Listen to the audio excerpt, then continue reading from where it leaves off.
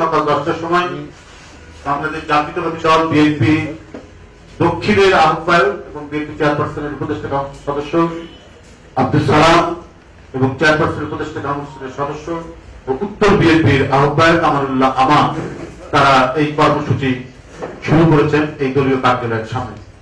এইভাবে দেশের বিভিন্ন অঞ্চলে তারা এই কর্মসূচি বাস্তবায়ন করার জন্য প্রচারপত্র বিলি করেছেন। এই প্রচারপত্র বিলির উদ্দেশ্য শহর, নগর, হাট, ঘাট, মাঠ প্রত্যেকটি জায়গায় বিএনপির নেতাকর্মীরা এই দ্রব্যমূল্যের ঊর্ধ্বগতি, জ্বালানি তেলের দাম বৃদ্ধি, পরিবহনের অস্বাভাবিক দাম বৃদ্ধি এবং ভাড়া নিয়ে যে নৈরাজ্য চলছে এর প্রতিবাদ জানাতেই এই প্রচারপত্র বিলির কর্মসূচি তারা পালন করছে। বন্ধুরা আমার, এই কর্মসূচি চলাকালে দেশের বিভিন্ন স্থান থেকে জেলা সদর সহ হাট বাজারে প্রচারপত্র বিতরণের সময় পুলিশ ব্যাপকভাবে বাধা প্রদান করে। আজ সকালে বিএনপি জাতীয় নির্বাহী কমিটির সদস্য অ্যাডভোকেট নিপুণ রায়চৌধুরীর নেতৃত্বে প্রচারপত্র বিলির সময় ঢাকার কেরানীগঞ্জে জিঞ্জিরা দলীয় কার্যালয়, আব্দুল্লাহপুরে যুবলীগের সন্ত্রাসীরা হামলা চালিয়ে তেঘুরিয়া বিএনপির সভাপতি খোরশেদ মিয়া সহ অনেক নেতাকর্মীকে আক্রমণ করে আহত করে। রাজেন্দ্রপুরে পুলিশের উপস্থিতিতে আওয়ামী সন্ত্রাসীরা বিএনপি নেতাকর্মীদের উপর হামলা চালিয়ে অনেককে আহত করে। এখন নিপুণ রায় চৌধুরী সহ শতাধিক নেতাকর্মী বিএনপি জাতীয় স্থায়ী কমিটি সদস্য বাবু গয়েশ্বর চন্দ্র রায়ের বাসভবনে অবরুদ্ধ হয়ে আছেন। বিশেষ খবর পাওয়া পর্যন্ত আমরা এটাই জেনেছি। ময়মনসিংহের নির্ধারিত স্থানে প্রচারপত্র বিলির সময় পুলিশ ব্যাপকভাবে বাধা প্রদান করে এবং নেতাকর্মীদের ব্যাপকভাবে সেখানে প্রচারপত্র বিলি না করতে তারা বাধা প্রদান করেছে। এছাড়াও আপনারা জানেন যে গতকাল জাতীয়তাবাদী স্বেচ্ছাসেবক দলের ঢাকা মহানগর উত্তরের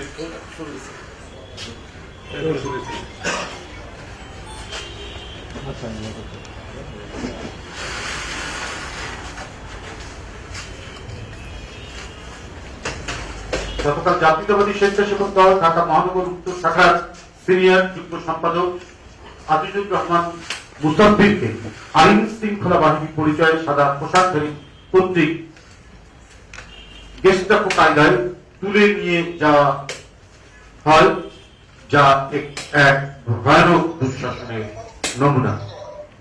বন্ধুরা, দেশের চাল, ডাল, তুল, নুন, তেল, পেঁয়াজ সহ নিত্য প্রয়োজনীয় সবকিছুর মূল্য জনগণের প্রায় ক্ষমতার বাইরে।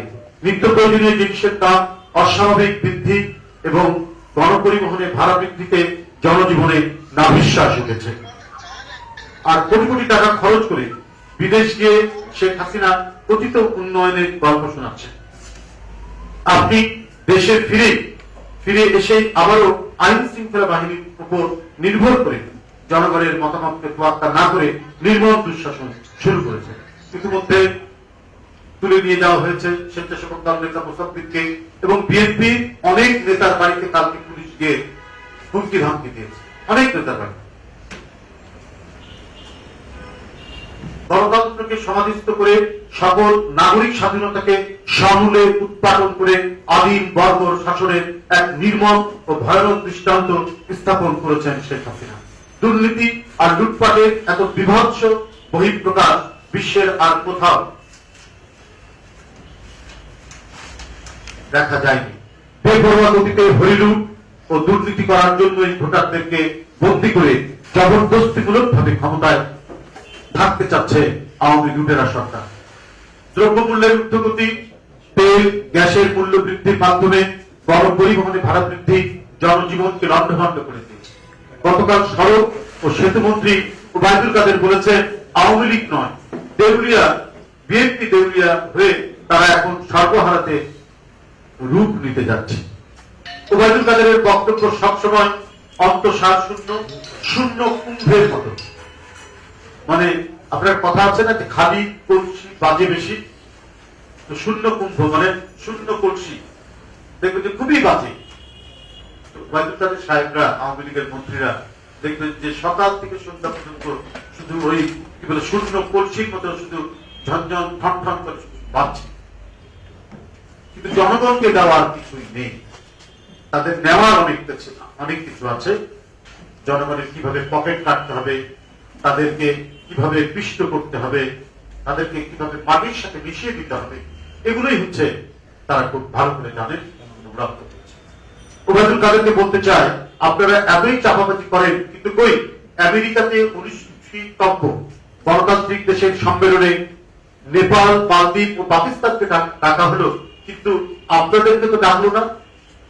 প্রায় আপনার নেত্রী বলেন, আমরা গণতন্ত্র দিয়েছি, আমরা ভাতের ব্যবস্থা করেছি, কেন আপনাদেরকে ডাকবো না? এটা শূন্য কুম্ভের কথা বলেছি, ফাঁকা কলসির কথা বলেছি, এটা অত্যন্ত অ্যাপ্রোপ্রিয়েট।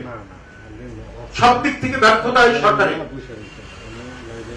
গণতন্ত্রকে কবর চাপা দিয়েছে, গোটা জাতিকে অনাহারের মধ্যে রেখেছে। তারা হাহাকার করছে আজ খাদ্য নিয়ে এই করোনার মধ্যে। আর তিনি উন্নয়নের গল্প শোনেন।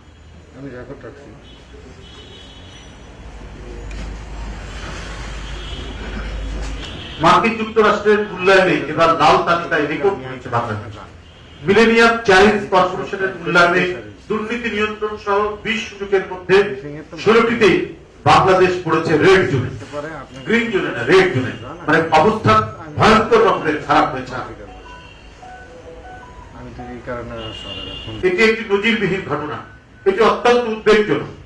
এ থেকেই প্রমাণিত হয় যে শেখ হাসিনার উন্নয়নের ফুলঝুরি লুটপাটের চেতনায় উদ্বুদ্ধ। দেউলিয়া কে তা দেখতে আমি ওবায়দুল কাদের সাহেবকে বলবো, আপনি নিজেই আয়নায় চোখ রাখুন, তাহলে বুঝতে পারবেন তারা দেউলিয়া হয়ে গেছে আর তারা দেউলিয়া হয়নি। শুধু দুইটা দৃষ্টান্ত দিয়েছে। একটা হচ্ছে যে আমেরিকায় যে গণতন্ত্রের সম্মেলন হচ্ছে, সেখানে নেপাল, মালদ্বীপকে ডাকা হয়েছে, পাকিস্তানকে ডাকা হয়েছে, বাংলাদেশকে ডাকা হয়নি। গোটা বিশ্বের লোক তো আর অন্ধ নয়, তারা দেখছে যে দিনের ভোট রাত্রে হয়, ভোট কেন্দ্রে ভোটাররা যেতে পারে না, রাত্রেই ভোট করা হয়ে যায়। সমস্ত গণতান্ত্রিক প্রতিষ্ঠানকে এক এক করে পদদলিত করেছে যে সরকার, সেই সরকার কোন গণতান্ত্রিক সম্মেলনে আমন্ত্রণ পেতে পারে? কিন্তু মন্ত্রীরা গলাবাজি করেই যাবে, চাপাবাজি করেই যাবে। সাংবাদিক ভাই বোনেরা, আওয়ামী সরকারের অপকর্ম আড়াল করতে বিএনপির যে কোনো কর্মসূচিতে আইন শৃঙ্খলা বাহিনীকে লেলিয়ে দেওয়া হয়। লুটপাটের জাঁকজমক কাহিনী যাতে প্রকাশিত না হয়, এই জন্যই বিএনপির কর্মসূচিতে ঝাঁপিয়ে পড়ছে পুলিশ সহ আওয়ামী সন্ত্রাসী বাহিনী।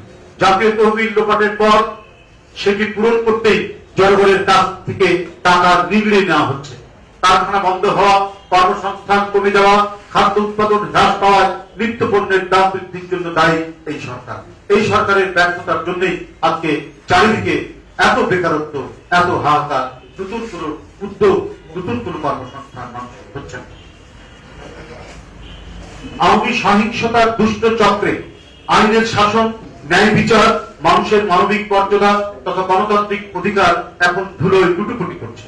দেশের জনগণের কাছে এক মূর্তিমান আতঙ্কের নাম শেখ হাসিনা। এই অবস্থা থেকে পরিত্রাণ পেতে আওয়ামী নাৎসি সরকারের বিরুদ্ধে ডাইরেক্ট অ্যাকশনে অবতীর্ণ হতে হবে সকল গণতান্ত্রিক শক্তি। বন্ধুরা, গণতন্ত্রের মা, গণতন্ত্রের প্রতি বিএনপি চেয়ারপারসন ও সাবেক প্রধানমন্ত্রী দেশনেত্রী বেগম খালেদা জিয়া দীর্ঘদিন তারা নির্যাতনের ফলে বর্তমান অসুস্থ অবস্থায় হাসপাতালে চিকিৎসা দিচ্ছেন।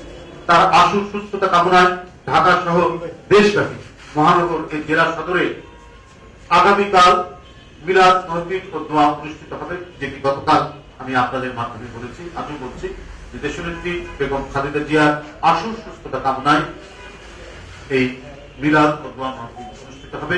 এটা ঢাকা সহ সারা দেশে জেলা সদরে এই কর্মসূচি পালন হবে। ঢাকায় নয়াপল্টনস্থ বিএনপির কেন্দ্রীয় কার্যালয়ে আগামীকাল সকাল 10:30টায় দেশনেত্রীর সুস্থতা কামনায় মিলাদ মাহফিল ও দোয়া অনুষ্ঠিত হবে।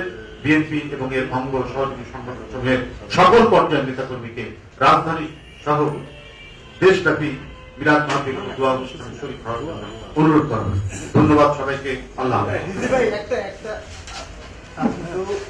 বললেনই আগামীকাল দোয়া মাহফিল হবে, সুস্থতা কামনায়।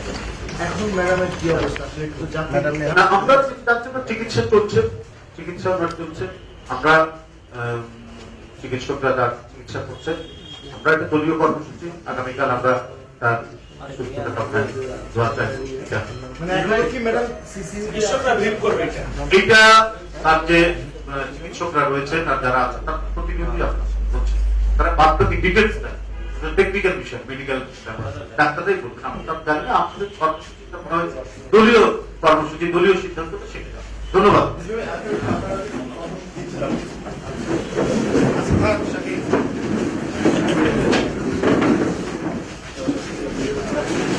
মাহফুজ